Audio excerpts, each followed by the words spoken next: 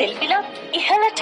ඔස්ට්‍රේලියාවේ diesel ඉන්ධන ලීටරයක මිල ඇමරිකානු ඩොලර් 3.10ක් දක්වා ඉහළ ගොස් තිබෙනවා. එය ලංකා මුදලින් රුපියල් 683ක් පසුගිය. මම ඇත්තටම මේ සිරස්සේ නිවුස්වල දැක්ක දාලා තියෙනවා ඕස්ට්‍රේලියාවේ පෙට්‍රල් මිල ලංකාවට සාපේක්ෂව ලොකු වැඩිවීමක් වෙලා රුපියල් 600 ගානකින් වැඩි වෙලා කියලා නිකන් ඒක අපි ඊට වැඩි අඩුවෙන් වැඩි කරලා තියෙන කෙනා අදහස් ඇතිව තමයි දාලා තිබ්බේ. මම ඊට පස්සේ chat gpt වලින් ගිහිල්ලා ඇත්තටම මම අහපු ප්‍රශ්නේ තමයි ලංකාවේ පෙට්‍රල් මිලයි ඕස්ට්‍රේලියාවේ පෙට්‍රල් මිලයි අතර බැලුවට පස්සේ ලංකාවේ පුද්ගලයෙක්ගේ මාසික වැටුපයි ඕස්ට්‍රේලියා පුද්ගලයෙක්ගේ මාසික වැටුපයි අතර වෙනස කීයද?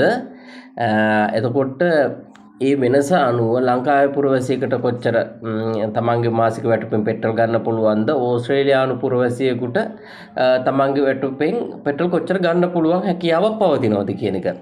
ඇත්ත ඒකනේ. ආර්ථිකය කියන්නේ ඒකනේ. මේ ඕස්ට්‍රේලියාවේ පෙට්‍රල් මිල රුපියල් 600කින් ලංකාවට සාපේක්ෂව වැඩි වුණා කියන එක නෙවෙයි. අපිට යම් භාණ්ඩයක මිල වැඩිවීම අපිට බලපාන්නේ අපේ වැටුප තුල එය ගැනීමේ හැකියාව කොපමණද කියන ගණනය කිරීම මත. මේ ගොන් විදියට මේ නිවුස් ගහන හින්දා මම මේක දාන්නේ. මට අවශ්‍ය නැහැ ඇත්තටම. මට මේ ලංකාව වෙනුවෙන් කතා කරලා ඇති අපිරියයි. නමුත් මේ මිනිස්සු මේවා අන්දන විදිය සහ අපේ අර ඩෝබිලයි ඔක්කොම වාල්ලු හැම එකම මේ පක්ෂ වලට කඩ යන හින්දා මම මේක මේ කම්පෙයාර් කරලා මේ දාන්නේ. කෙටියෙන්ම අන්තිම උත්තරේ කියන්නම්. වැල්වට අරන් කියන්නේ නැතුව ලොකුවට 2000 ලීටරයක් ලංකාවේ 350-420ක් විතර වෙනවා. US ඩොලර්ස් වලිනුත් තියෙනවා.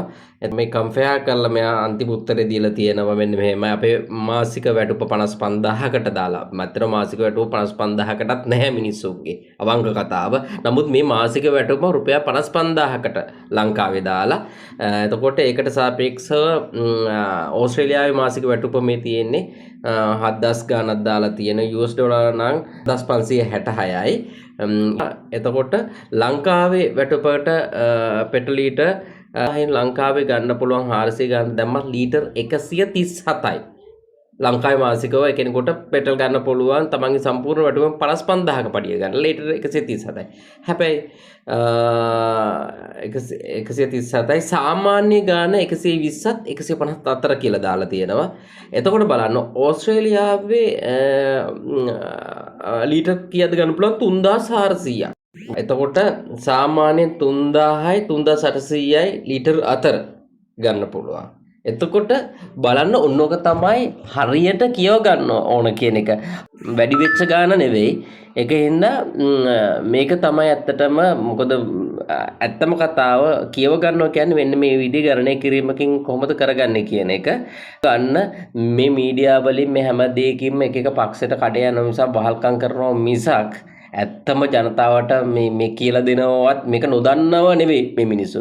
නමුත් ලංකාව මිනිස්සු එක එක පක්ෂවල වහල්ලු බවට පත් කරන්නේ මේ මීඩියා තුලින් කරන්නේ. හරිද? ඉතින් මේ ගොන්නු වගේ මුන් මේක අපේ රටේ ඉන්න මිනිස්සුන්ට කඩේ යනවා ඒ මදිවට. මේක තමයි මේ ඇත්තම තත්ත්වය. මේ නිවුස් එකේ කැලලත් මේකත් එක්ක මම දාන්නම්. දාලා ඊට පස්සේ මින් පස්සෙවත් ඇත්තටම මින් පස්සෙවත් ඔය පක්ෂවලට එක පක්ෂවල කඩ යනව නෙවෙයි. මේ ඇත්ත තේරුම් ගන්න. අපි කොතනද ඉන්නේ කියන කනිස් රටවල් වලට සාපේක්ෂව අරහේ වැඩි වුණ එක නෙවෙයි. අපි කොතනද ඉන්නේ කියන එක. මෝඩ අයියලා ඉතින් වැඩක් නැහැ. ඉතින් මේව දැම්ම කියලා ඇති වැඩක් නැහැ. මොකද මේ හිතේ අමාරුවට දාන්නේ. නැත්නම් මේක දැම්ම කියලා ඇති වැඩක් නැහැ. මේක දැම්ම කියලා තේරුම් ගන්න නැහැ. මේකට ඉදී උඩ තියාගෙන එයි කමෙන්ට් කරන්න. ඒක තමයි ඇත්ත. ඉතින් මෝඩ හරක් ලංකාවේ ඉන්නේ. අමු ගොන්නු රැලක් ඉන්නේ ලංකාවේ එච්චරයි කියන්න තියෙන්නේ.